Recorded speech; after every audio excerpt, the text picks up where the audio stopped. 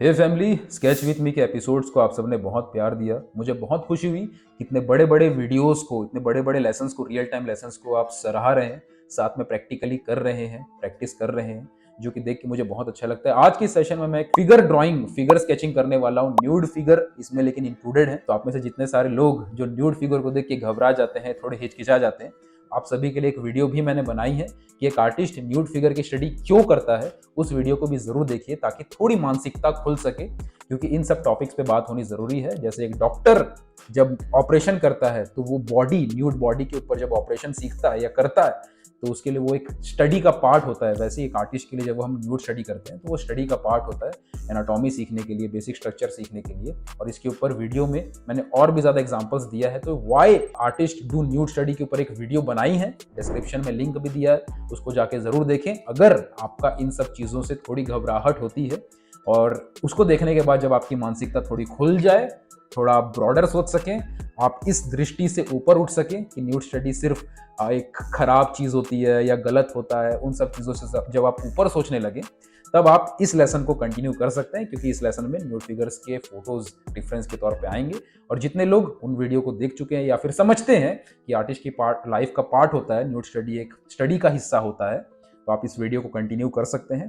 Paper, pencil, pen जो भी है आप साथ में लीजिए। वीडियो को फुल स्क्रीन मोड में डाल के अपने फोन को सामने रख के प्रैक्टिस शुरू कीजिए। साथ साथ इस वीडियो के साथ साथ प्रैक्टिकली करोगे तब जाके प्रैक्टिकली उसका एक बेनिफिट मिलेगा। अदरवाइज सिर्फ वीडियो को देखने से कोई फायदा नहीं होगा। और जो भी आपको पॉइंट्स समझ में आए या फिर जो पॉइंट्स आपको अच्छे लगे या जो पॉइंट्स आपको लगे कि आपको फ्यूचर में हेल्प कर सकते हैं, उसको अपनी डायरी में नोट कीजिएगा, अपनी स्केचेस के बगल में नोट कीजिएगा, प्लस कॉमेंट सेक्शन में भी लिखिएगा। तो इसी के साथ शुरू करते हैं आज का ये स्केच विथ मी का lesson. So take out your paper, pencil, pen जो भी है। एंड आज जो हम बना रहे हैं, हम जेस्चर स्टडी कर रहे हैं। तो आप देख सकते हो इमेज फुल स्क्रीन मोड में देखोगे तो आपको अच्छे से दिखाई देगा इमेज, और आप साथ साथ मेरे साथ साथ स्केच कर पाओगे। मैं यहाँ पे जेस्चर कर रहा हूँ। जेस्चर का मतलब ये होता है कि क्विकली लाइन को फ्लो में खींचना, ओके, बिना ये देखे कि कहाँ पे कितनी डिटेल्स है, क्या शेप एग्जैक्ट क्या उसका शेप है, बस फ्लो में एक लाइन खींचना, एक लंबी लाइन खींचना जिस तरफ जो भी चीज़ें जा रही हैं। जैसे हाथ के लिए हमने यहाँ पे 2 लाइन खींच ली, पेट के लिए हमने 2 लाइन खींची थी लंबी लंबी। तो ये क्विकली हम यहाँ पे स्टडी कर रहे हैं ताकि हम ओवरऑल जो फील है बॉडी का, जो रिदम है, वो हम पकड़ सकें। अब ये सारी स्टडीज़ इसलिए ज़रूरी होती हैं ताकि आप एक क्विक जो बॉडी का फील है, जो बॉडी का पोज है, उसको क्विकली स्टडी कर सकें। ओके, अब यहाँ से पैर खींचेंगे डायरेक्ट एक लाइन में, एक यहाँ से यहाँ तक, ठीक है, टक, बस आराम से, बहुत इजी, वेरी इजी। एक लाइन यहाँ खींच दिया पैर के लिए। भूल जाओ कि पैर है, ठीक है, भूल जाओ कि पैर है, बस 2 लाइन है, उससे आपको पता चल रहा है कि वो पैर है। एक्चुअल में पैर कैसा दिखता है, एक्चुअल में पेट कैसा दिखता है, एक्चुअल में हाथ कैसे दिख रहे हैं, वो सारी चीज़ों को नहीं देखना है जेस्चर में। आपको बस ये देखना है कि वो जा किधर रहा है, और जिस दिशा में वो जा रहा है टक से एक लाइन उधर खींचना है, एकदम फ्लो में, नेचुरली। और ये फ्लो आपका धीरे धीरे इम्प्रूव होता है जब जितना ज़्यादा इस तरीके की आप स्टडीज़ करते हो। और ये जो फ्लो है, इसको बिल्कुल भी हल्के में नहीं लेना। ये हल्के में लेने वाली चीज़ नहीं है। ये जो फ्लो है ना, एक लाइन खींचने का जो लहजा है, एक लाइन खींचने का जो तरीका है, एक फ्लो में जो एक लाइन आती है, उसका जो फील है, वो देखने वाले को वो एनर्जी पास होती है। समझ रहे हो? तो ये लाइंस, ये जो स्केचेस हैं जिसमें हम फ्लो में चीज़ें बनाते हैं, एक जेस्चर बनाते हैं, इनको कभी भी हल्के में मत लेना। क्योंकि कई सारे लोग हल्के में ले लेते हैं कि क्या ही इन सब चीज़ों को बनाएंगे, क्या स्टडी करेंगे, आराम आराम से हम बनाते हैं, धीरे धीरे हम डिटेल वर्क्स बनाते हैं, हमारा इतना अच्छा आर्ट वर्क बनता है, हम ये सब क्यों करें। आप करो डिटेल वर्क्स या जो भी चीज़ें आपको अट्रैक्टिव लग रही हैं, लेकिन ये सारे लाइंस, यहाँ पे एक शेप बनाया, सर्कल बनाया, चेहरे के लिए एक बेसिक चेहरे का शेप दिया, हल्का सा 2-4 लाइन खींची ये फील करने के लिए कि पर्सन कहाँ देख रही है, वो एक फ़ील आ गया। हल्का सा लाइन खींचा ये समझने के लिए कि कहाँ पे गर्दन है, देखा फील, जो बॉडी का मूवमेंट है वो इस तरफ जा रहा है, तो उस तरफ एक हल्की सी लाइन खींची, यहाँ पे ब्रेस्ट आएंगे, यहाँ पे कमर आएगी। तो ये सारे फील को समझ के एक क्विकली लाइन खींचा, एक हाथों के लिए लाइन खींच लिया कि यहाँ पे हाथ आएंगे, हल्का सा एक लाइन यहाँ पे फील के लिए, एक हाथ यहाँ पे आएगा, तो इसके लिए क्विकली एक लाइन खींच लिया कि एक हाथ यहाँ पे आएगा। तो ये क्विक जो मैं कर रहा हूँ, ये बहुत ही ज़्यादा एक फील दे देता है कि बॉडी का जो रिदम है वो कैसा होगा, और ये हमें बहुत ज़्यादा हेल्प करता है हमारे लाइन क्वालिटी को इम्प्रूव करने में। ओवरऑल जो हम फाइनल पीस भी बनाते हैं, फाइनल आर्टवर्क बनाते हैं, उसमें काफ़ी ज़्यादा एनर्जी इससे आती है जब हमारी लाइन क्वालिटी इंप्रूव होती है, हमारा जो जेस्चर ड्राइंग है वो इम्प्रूव होता है, हमारे फिगर ड्राइंग का जो ओवरऑल एक रिदम होता है, ओके, बॉडी का जो रिदम होता है वो एक आर्टवर्क में दिखना बहुत ज़रूरी है। और जब हम फाइनल वर्क बनाते हैं तो ये सारे जेस्चर स्टडीज़ हमें बहुत हेल्प करते हैं अपने फाइनल वर्क को बहुत ही ज़्यादा अट्रैक्टिव बनाने में, एनर्जेटिक बनाने में। तो इसीलिए ये सारी चीज़ें बहुत ज़्यादा ज़रूरी है प्रैक्टिस करने के लिए। बस हल्का सा फील दिया, एक फील आना चाहिए कि बॉडी इस तरीके से है, इस पोजीशन में है। तो अलग अलग पोजेस आपको इस तरीके से लेने हैं और इस तरीके से प्रैक्टिस करनी है। आप डेली आधा घंटा इस तरीके की प्रैक्टिस जब आप करोगे तो आप 30 दिन के अंदर, 30 डेज, ओके, 30 दिन कैलेंडर लगा लो अपने रूम में, एक एक दिन कट करो। 30 दिन के अंदर आपको पहले दिन में और 30वें दिन में क्या फ़र्क है, क्या फील है, क्या एनर्जी की वाइब है, जो लाइन का फ्लो है आपको फील होगा, ओके। और उसके बाद फिर आप कमेंट सेक्शन में आके बताना 30 दिन करने के बाद आपको कैसा फील हुआ, ओके, कैसा आपको फील हुआ। वो एनर्जी, वो लाइंस के ऊपर जो आपका रिदम है, वो फील आपको जब होगा तब आके आपको कमेंट में वापस से लिखना कि आपको 30 दिन प्रैक्टिस करने के बाद आपको कितना डिफरेंस फील हुआ। और यही 30 चीज़ें होती हैं जो एक बिगिनर मिस कर जाते हैं जब वो इन चीज़ों को नहीं करते हैं या नहीं समझते हैं, और सिर्फ एक डिटेल वर्क में या बेसिक जो डेली की वो ड्राइंग्स है जिसको सुंदर बना के सोशल मीडिया पे पोस्ट करना है, उन सब चीज़ों पे ही अटके रह जाते हैं। तो ये सारी चीज़ें जो एक्चुअल आर्ट में ज़रूरी है डेवलप करनी, वो उनसे मिस होती चली जाती हैं, जिसके वजह से वो आगे चल के उनको प्रोफेशनल वाइज भी बहुत ज़्यादा दिक्कतें आ जाती हैं। तो इसीलिए इन चीज़ों को प्रैक्टिस बहुत ज़्यादा ज़रूरी है हमारे आर्टवर्क की डेवलपमेंट में, हमारे ओवरऑल ग्रोथ में। नो डाउट बाकी चीज़ों की प्रैक्टिस भी साथ साथ चलती हैं। जैसे स्कूल के लेवल पे हमारे पास 6 सब्जेक्ट होते हैं, इंग्लिश हम पढ़ते हैं, हम साथ में हिंदी पढ़ते हैं, हम साथ में SST पढ़ रहे होते हैं, हम साथ में साइंस पढ़ते हैं, इंग्लिश पढ़ते हैं, मैथ्स पढ़ते हैं, बेसिक, ताकि ओवरऑल सारे सब्जेक्ट का एक बेसिक अंडरस्टैंडिंग रहे, ताकि आगे चल के हम स्पेशलाइजेशन कर पाएँ, किसी एक सब्जेक्ट के ऊपर मास्टरी हासिल कर सकें। वैसे ही आर्ट में हम ड्राइंग के अंदर, जैसे ड्राइंग, कई लोग सोचते हैं कि ड्राइंग एक छोटा शब्द है, अरे ड्राइंग एक बहुत बड़ा शब्द है। ड्राइंग के अंदर ही स्केचिंग आती है, sketching is part of drawing, okay. तो स्केचिंग करते वक्त हम एक अलग अपना समय हमें निर्धारित करना चाहिए ताकि हम स्केच कर सकें। और लॉन्ग आवर की स्टडीज़ है जिसमें हम कुछ घंटे लगा के आर्टवर्क बनाते हैं, या पेंटिंग है, उसके लिए हम अलग से समय अपना रख सकते हैं। अगेन यहाँ पे मैंने एक इमेज लिया, एक चेहरा बनाया, एक बेसिक शेप दिया पहले चेहरे के लिए, उसके बाद आँखों के लिए 1-2 लाइन में खींचता हूँ ताकि एक फील आए कि ये जो पर्सन है वो किस तरफ देख रहा है, क्योंकि उससे एक फील आता है ओवरऑल कि पर्सन कैसे बैठा है, कहाँ पे किस तरफ उसका बॉडी है। और यहाँ पे ऊपर चेस्ट वाला जो हिस्सा है, जो रिबकेज वाला हिस्सा है, रिबकेज, ओके, वो एक डायरेक्शन में, जैसे ये वाला हो गया मान लो रिबकेज, ये हो गया मान लो पेल्विस वाला जो एरिया है, ओके। तो ये 2 जो अंडे हैं, वो 2 अंडे का शेप आपको पूरी बॉडी किस तरफ मुड़ी है आपको समझने में काफ़ी हेल्प करता है, ओके। जैसे ये 2 अंडे हैं, ऊपर का हिस्सा और ये नीचे का हिस्सा, ये 2 अंडे आपको हेल्प करते हैं पूरी बॉडी को समझने में। तो ये ऊपर का अंडा, ये नीचे का अंडा, तो आपको हर एक फिगर ड्राइंग में ये 2 अंडे आपको ज़रूर दिखाई देंगे। आपको धीरे धीरे प्रैक्टिस के साथ जल्दी दिखाई देंगे और सही आप उसको जज कर पाओगे। शुरू में थोड़ा धीरे दिखाई देंगे, टाइम लगेगा, लेकिन ये 2 बॉक्स, ओके, 2 मेन जो हिस्सा होता है, टॉर्सो वाला हिस्सा जो पेल्विक रीजन है, ओके, नीचे का हिस्सा, वो 2 हिस्से आपको काफ़ी ज़्यादा हेल्प करेंगे समझने में कि बॉडी की मूवमेंट कैसी है। उसके बाद आपको बाकी चीज़ें बनाने में, पैर और हाथ के बनाने में ज़्यादा टाइम आपका ज़्यादा वेस्ट नहीं होगा। और हाथ पैर थोड़े आगे पीछे हो भी जाएंगे ना, तो भी आपका वर्क में प्रॉब्लम नहीं आएगी, क्योंकि हाथ पैर आगे पीछे हो सकते हैं, उससे बॉडी की मूवमेंट में उतना ज़्यादा फ़र्क नहीं पड़ता। लेकिन जो बॉडी का स्ट्रक्चर है, ओके, जो चेस्ट वाला हिस्सा है, जो रिबकेज वाला हिस्सा है, जो पेल्विक वाला हिस्सा है, वो मेन डिसाइड करता है कि बॉडी किधर मुड़ी हुई है, ये बॉडी की मूवमेंट कैसी है। वो अगर सही है तो बाकी चीज़ें आपकी ज़्यादा टाइम नहीं लेंगी, वो ज़्यादा ईजीली आप कर पाओगे। तो इसीलिए पहले इन दोनों चीज़ों को देखना जब भी आप कोई फिगर ड्राइंग बनाओ, कि ऊपर ये जो दो अंडे हैं, ये दोनों अंडे एक दूसरे से कैसे मुड़े हैं, किधर मुड़े हैं।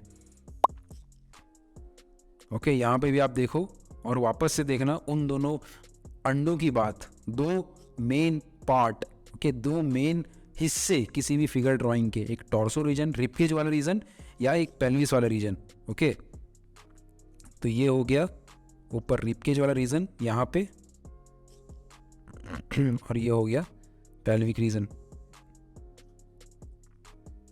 तो ये दोनों चीज़ों से ही सारी चीज़ें डिसाइड हो जाती हैं कि ओवरऑल बॉडी का फील कहाँ जाएगा, और इसको फिर करते करते करते करते आपको ईजी लगने लग जाएगा। और यहाँ पे भी आप देख सकते हो कि सारे स्केचेस में मैं कोशिश यही कर रहा हूँ कि कम से कम समय के अंदर जो बॉडी, जो फिगर हम ले रहे हैं, उसका जो बैठने का तरीका है, खड़े होने का तरीका, जो पोज है, वो पोज की फीलिंग हम कैप्चर कर सकें विद इन 1 और 2 मिनट। ओके, वही चीज़ की कोशिश आपको करनी है कि कोई चीज़ का डिटेल आपको नहीं सोचना है, आपको 2-3 मिनट के अंदर ही, 1-2 मिनट के अंदर ही ये ट्राई करना है कि पूरे बॉडी का फील, कि बॉडी का बैठने का तरीका, खड़े होने का तरीका, जो पोस्चर है, वो कैप्चर हो जाए आपके 1-2 मिनट के अंदर।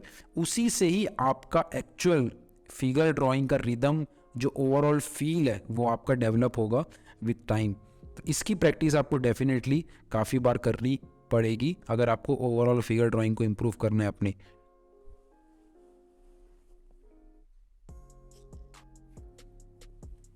हल्का फुल्का हैचिंग यहाँ पे मैं ऐड कर देता हूँ, स्पेशली बाल वाले एरिया में, क्योंकि वो एक डार्क टोन है। डार्क टोन्स का मतलब होता है जो अलग अलग वैल्यूज़ होते हैं। ओके, डार्क लाइट, तो यहाँ पे हम ज़्यादा डार्क लाइट नहीं कर रहे हैं, लेकिन जो जो डार्क एरियाज़ हैं उसमें मैं हल्का फुल्का डार्कनेस ऐड कर देता हूँ, ताकि एक ओवरऑल क्विक फील और आ सके। अदरवाइज़ आप नॉर्मली सिर्फ लाइन ड्राइंग करके भी छोड़ सकते हो। एक और यहाँ पे फिगर, एक और यहाँ पे मैंने चेहरे के लिए पहले एक ओवल बनाया, ओके, ताकि किस तरफ फेस है उसको समझने के लिए। उसके बाद मैं बाकी बॉडी स्ट्रक्चर बनाऊंगा। अगेन सबसे पहले चेहरा बना के शोल्डर की लाइन को समझा। शोल्डर की लाइन को आप छोड़ सकते हो, लेकिन मेन जैसे कि मैंने बताया 2 अंडे, तो ये हमारा रिबकेज वाला एरिया, ठीक है। और यहाँ बैक वाला नीचे का जो एरिया पेल्विक रीजन, वो थोड़ा सा पीछे गया हुआ है, तो यहाँ पे ये नीचे का अंडा थोड़ा सा पीछे है।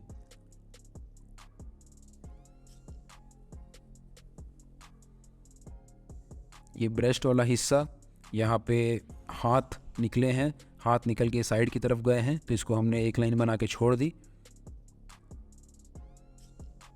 हल्का सा शेडिंग में बाल पे कर रहा हूँ, उसको स्किप कर सकते हो आप, इसमें कोई मेन चीज़ नहीं है, मैंने बॉडी का फील। और पेंसिल को मैंने इस तरीके से पकड़ा है, ओवर हैंड ग्रिप में पकड़ा है। इससे आप शुरू में थोड़ा सा दिक्कत आता है, लेकिन इसी तरीके से आप प्रैक्टिस करोगे तो आपका एक तो डेवलप हो जाएगा कि इसी तरीके से पेंसिल पकड़ के हैंडल कैसे करते हैं। तो ओवरऑल आपका जो ओवर हैंड ग्रिप है वो इम्प्रूव होगा। Over hand grip, tripod grip के बारे में मैंने एक वीडियो में बताया भी है, वो आपको मेरे चैनल पे मिल जाएगा। और ओवर हैंड ग्रिप में मैं प्रैक्टिस कर रहा हूँ, पकड़ के कर रहा हूँ। तो ओवरऑल जो हम लाइन खींच रहे हैं ना, लंबी लंबी लाइंस, वो फट से एक फ्लो में खींचने में काफ़ी हेल्प होता है जब हम ओवर हैंड ग्रिप से पेंसिल को पकड़ते हैं तो। ओके, और फटाफट से हम यहाँ पे जेस्चर स्टडी ज़्यादा क्विकली कर पाते हैं। ज़्यादा लाइंस में ज़्यादा एनर्जी दिखती है जब हम ओवर हैंड ग्रिप में पकड़ के उसे स्केच करते हैं।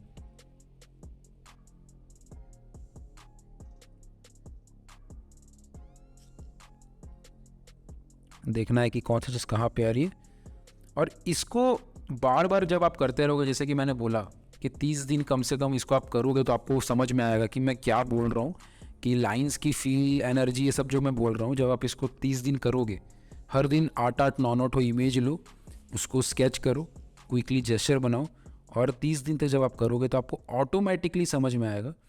इमेज को जो हम रेफरेंस फ़ोटो लिए हैं उसको आपको बार बार देखना भी नहीं पड़ रहा है।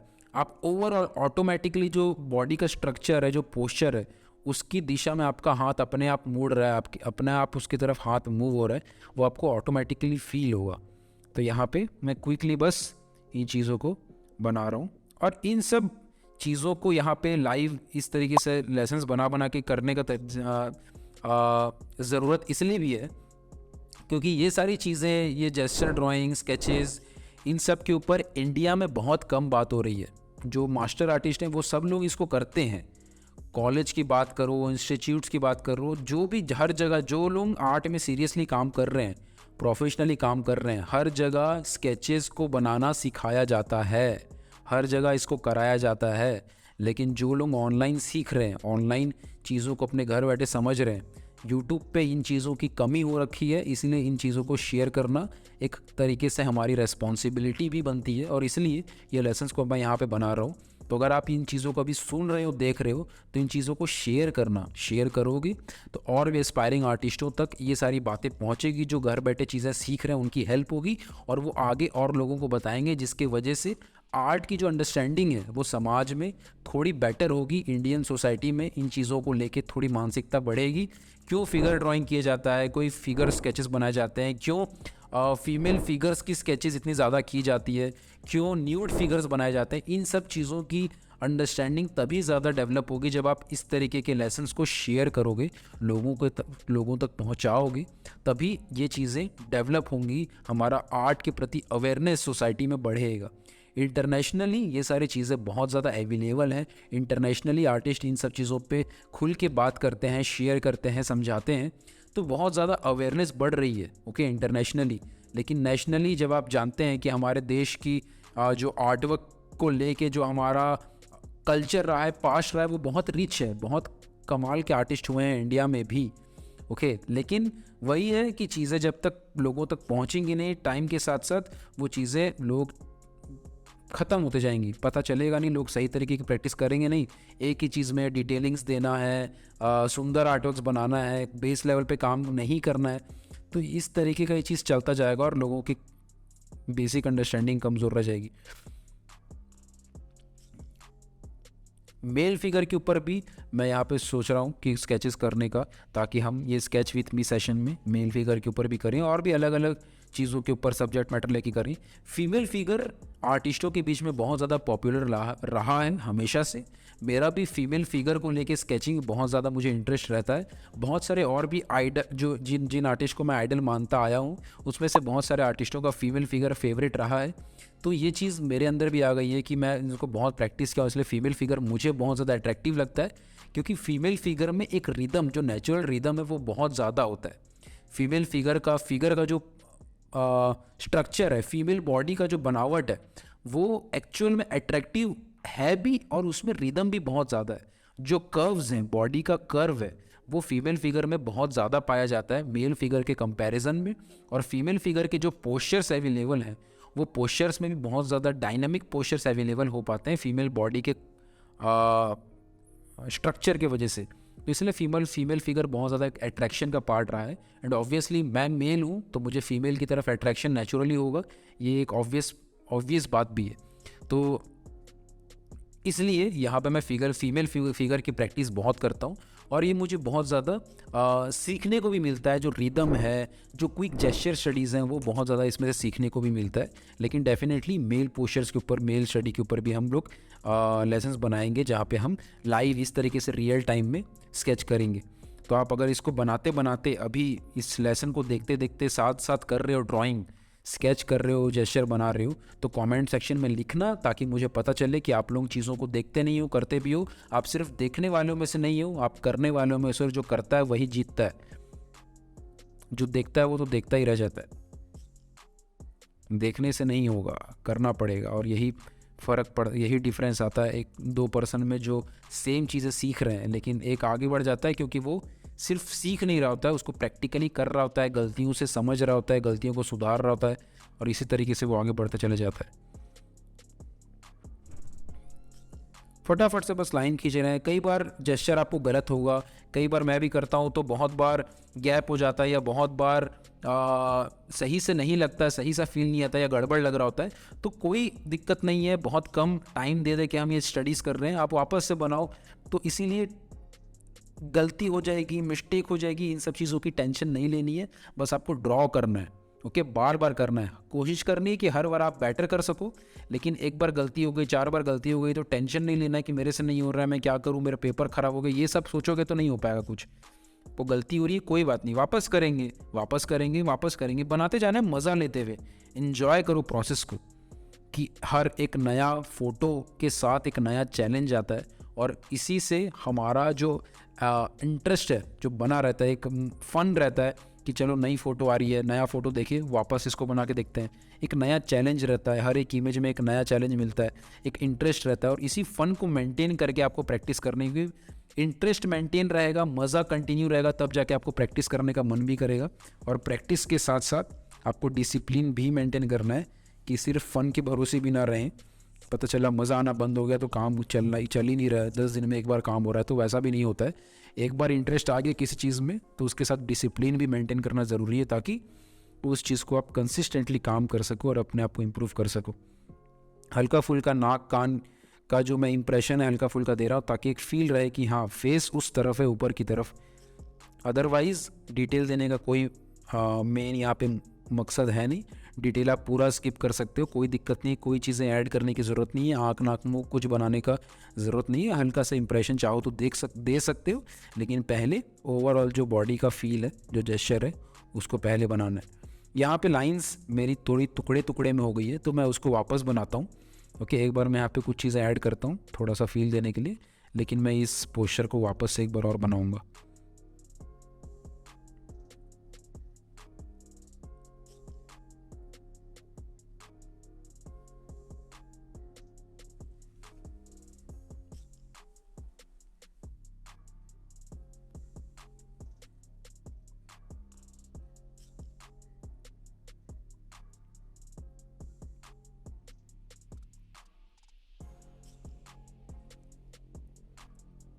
हल्की फुल्की स्टडी, ओके, हल्का फुल्का अंडरस्टैंडिंग है ये। और ये अंडरस्टैंडिंग हमें अपने मेन आर्टवर्क्स, फाइनल आर्टवर्क्स, उन सब में कितना ज़्यादा हेल्प करती है, आप तभी समझ पाओगे जब आप ये सारे बेसिक स्केचेस, रिदम, जेस्चर, ये सब के ऊपर काम करते रहोगे तो।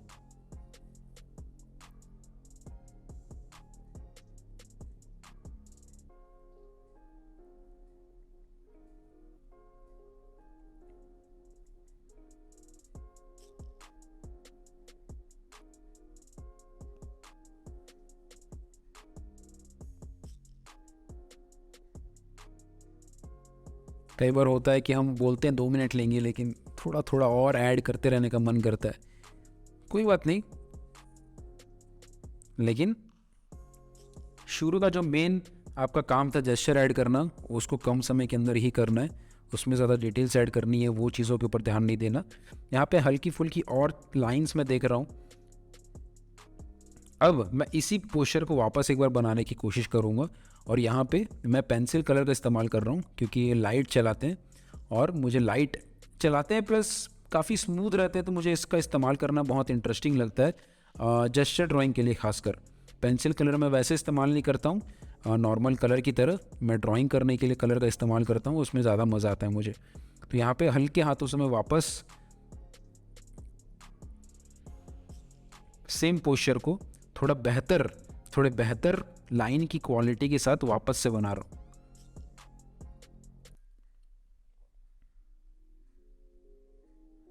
चेहरा का स्ट्रक्चर दिया कि चेहरा किस तरफ है, हाथ की जो शोल्डर का लाइन है वो बनाते हुए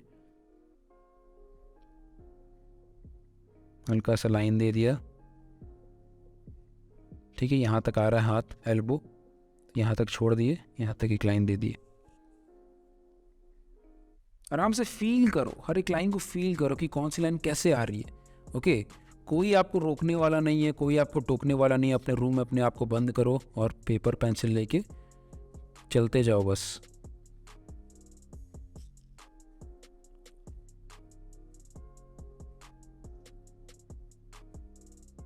यहाँ पे ब्रेस्ट का पार्ट है। ये सारे जो लैंडमार्क्स होते हैं ना, इसको हल्का फुल्का खींच लेने से काफ़ी हेल्प होता है कि हमारा बॉडी सही दिशा में जाए। जैसे शोल्डर की लाइन हो गई, ओके, चेस्ट का हिस्सा हो गया, कमर का हिस्सा हो गया। ये सारे लाइंस क्या होते हैं, एक बेसिक लैंडमार्क्स होते हैं, एक मेन जगह होती है जहाँ से बॉडी मुड़ सकता है या चेंज हो सकता है। तो इन सब की डायरेक्शन कैसी है, शोल्डर किधर मुड़े हुए हैं, ओके, चेस्ट किस तरफ झुका हुआ है, कमर किधर मुड़ी हुई है। तो ये सारी लाइंस को हल्का फुल्का खींच लेने से हमारा बॉडी, ओवरऑल जो बॉडी बन रहा है वो, उसका जो फील है वो सही फील होता है। हाथ पैर थोड़े आगे पीछे हो जाएंगे चलेगा, लेकिन ये जो मेन लैंडमार्क्स हैं ये सही जाएं तो एक बॉडी का फील सही आता है। जैसे चेहरे, जब हम किसी का सिर्फ पोर्ट्रेट बनाते हैं तो कैसे हम लाइन खींच लेते हैं कि यहाँ पे आंखें आएंगी, यहाँ पे नाक आएगा, यहाँ लिप्स आएंगी, एक बेसिक आइडिया के लिए, ताकि उस लाइन को देख के हम एक बार फील कर सकें कि चेहरा सही लग रहा है कि नहीं लग रहा है। उसके बाद फिर हम आंखें बनाना चालू करते हैं या नाक बनाना चालू करते हैं या लिप्स बनाना चालू करते हैं उसके बाद। वैसे ही जब हम फिगर बना रहे होते हैं तो शोल्डर वाली लाइन, ओके, चेस्ट वाली लाइन, कमर की लाइन, ये सारी लाइंस हमें हेल्प करते हैं एक बेसिक फील देने के लिए कि बॉडी सही तरफ जा भी रही है कि नहीं जा रही है। क्योंकि अगर ये लाइन गलत होंगे तो हमें शुरू से ही पता चल जाएगा कि थोड़ा गड़बड़ दिख रहा है, इसको ठीक कर लेते हैं। क्योंकि उन्हीं लाइन के दम पे ही जो ऊपर का चीज़ें हैं, ओके, जो ब्रेस्ट है फीमेल के केस में, चेस्ट है मेल के केस में, वो सब बनते वक्त हमें पहले से पता रहेगा कि सही जगह पे बन रहा है कि नहीं बन रहा है। तो इसीलिए ये छोटी छोटी चीज़ें हमें हेल्प करती हैं शुरू से ही अपने आप को सही ट्रैक पे रखने के लिए, ताकि गाड़ी पटरी से उतर ना जाए। हल्का सा लाइन यहाँ पैर के लिए, यहाँ तक आ रहे हैं घुटने तक हमने लाइन खींचा एक फ्लो में। फिर घुटने से लेके जो फीट है वहाँ तक एक लाइन खींचेंगे फ्लो में। कमर से लेके घुटने तक एक लाइन, घुटने से लेके पैर तक एक लाइन। तो इस तरीके से आप इजीली बस लाइंस में ही फील कर सकते हो कि सही दिशा में बॉडी है कि नहीं। नॉर्मली एस कर्व बनते हैं या सी कर्व बनता है जब हम लंबी लाइंस खींचते हैं, ओके। इसके ऊपर मैंने जो पुराने स्केच विथ मी लेसन है वहाँ पे भी बनाया है, वहाँ पे भी बताया है। तो जितने भी स्केच विथ मी के लेसन्स हैं आप सबको ज़रूर देखिएगा, साथ साथ प्रैक्टिस कीजिएगा। कोशिश यही रहती है कि इसमें रियल टाइम रॉ आपके सामने, जैसा मैं घर में बना रहा हूँ अपने रूम में, स्टूडियो में, जैसा मैं साथ अपने प्रैक्टिस के लिए कर रहा हूँ, वही चीज़ मैं आपके साथ नेचुरली रॉ फॉर्म में, कोई एडिटिंग नहीं, कोई चीज़ों को स्पीड करके मैं नहीं दिखा, डायरेक्टली दिखा रहा हूँ, ताकि आप देख सको कि पैसे बिहाइंड द सीन ये सब प्रैक्टिस की जाती है, ताकि कोई चीज़ आपसे छुपाई ना जाए, आपसे पूरा रियल चीज़ें रखी जाएं। कोई मिस्टेक भी होती तो भी मैं आपको दिखाता हूँ कि गड़बड़ हो गया, कोई बात नहीं, फिर से बनाएंगे, ताकि आपको समझो कि ये सब नॉर्मल बातें हैं। गड़बड़ होना, ठीक करना, वापस बनाना, बार बार मिस्टेक हो रही है, बार बार वापस बनाना, कोई बात नहीं, ताकि आप लोग इसको देखो तो साथ में बनाओ। लेकिन अगर आप इसको फ़न की वीडियो समझोगे, एंटरटेनमेंट वीडियो समझोगे, 5 मिनट में 10 जोक मारे, मज़ा आया, कॉमेडी थोड़ी सी हुई, मस्ती में वीडियो ख़त्म हो गई, अगर आप वैसे ही वीडियो चाहोगे तो फिर सॉरी टू से माय दोस्त, आपको आर्ट में नहीं, आर्ट की वीडियोस में मज़ा आता है, ओके। और आर्ट की वीडियोस में मज़ा आना और आर्ट की वीडियो में मज़ा आना और आर्ट में मज़ा आना में फ़र्क है। किसी को डांस देखने में मज़ा आना और डांस में मज़ा आना फ़र्क है। डांस की वीडियो अगर मैं अच्छी बनाऊँ, एंटरटेनमेंट से भरी हुई हो, आपको इंटरेस्टिंग लग रहा है, मज़ा आ रहा है, थोड़ा सा सुन के कॉमेडी सुनना, 2-4 लाइन पंच लाइन सुना, मस्ती मजाक हुआ, वीडियो ख़त्म हो गई, आपको अच्छा लगा, आप मेरी 4 वीडियो और देखोगे, मेरा वीडियो चलता रहेगा। लेकिन ये वीडियो का काम ये है कि रियल चीज़ों को बताना, ताकि आपका काम आर्ट की वीडियो देखना ना हो, उसको देख के उसको प्रैक्टिकली करना हो। क्योंकि आपको अगर एक्चुअल में आर्ट की फील्ड में इंप्रूव करना है या आगे बढ़ना है, तो आपको एंटरटेनमेंट काम नहीं आएगा, आपको एक्चुअल लर्निंग, आपको एक्चुअल स्किल्स के ऊपर काम करना है। तो ये हमारा जेस्चर रेडी हो गया। तो आई होप दोस्तों आपको ये लेसन अच्छा लगा हो। मैं आशा करता हूँ कि आपने इन टॉपिक्स को समझा हो कि न्यूड स्टडी क्यों की जाती है, और ये सारे स्केचेस, जेस्चर्स जो भी इंपॉर्टेंस रखते हैं आर्ट में, इन सब के ऊपर प्रैक्टिस आप डेली बेसिस पे करते हैं, सीखते हैं और अपनी जर्नी में आगे बढ़ रहे हैं। तो मैं इसी के साथ अलविदा लेता हूँ आप सबसे, और ऐसे और भी अगर आप लेसन चाहते हैं, रियल टाइम वाले स्केच विथ मी के एपिसोड्स अगर आप चाहते हैं तो कमेंट सेक्शन में ज़रूर बताइएगा, क्योंकि उनको देख के, आपके कमेंट्स को पढ़ के ही मुझे रियलाइज़ होता है कि ऐसे लेसन आप करना चाहते हैं या नहीं चाहते हैं। एंड अगर आपने आज का लेसन प्रैक्टिकली किया हो तो अपने इंस्टाग्राम पे हैशटैग इस्तेमाल करके शेयर ज़रूर कीजिएगा, स्केच विथ मी रियांश राहुल, ये हैशटैग इस्तेमाल करके आप जब शेयर करते हो तो मुझे देख के बहुत अच्छा फील होता है कि आप साथ में प्रैक्टिकली कर रहे हैं जो भी लेसन यहाँ पे आप देख रहे हैं। तो इसी के साथ मैं अलविदा लेता हूँ आप सबसे। Thank you so much for giving your time and watching this lesson. Take care, love you all.